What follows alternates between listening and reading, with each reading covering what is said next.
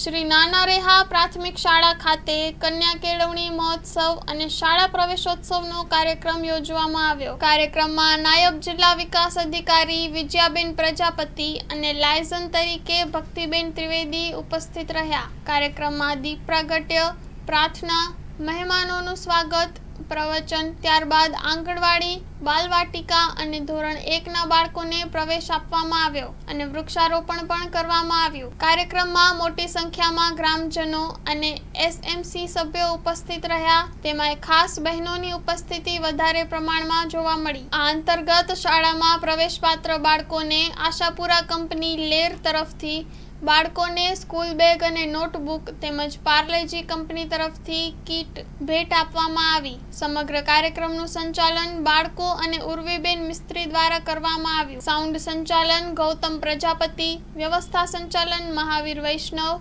અંકિત પ્રજાપતિ, વૈશાલી ખરચલિયા અને વિઠ્ઠલ પ્રજાપતિ દ્વારા સંભાળવામાં આવી। કાર્યક્રમનું આયોજન અને આભાર વિધિ શ્રી નાના રેહા પ્રાથમિક શાળાના આચાર્ય જટુભા રાઠોડ દ્વારા કરવામાં આવી। સ્ટોરી રિપોર્ટ બાય દર્શન મહેતા, ભુજ।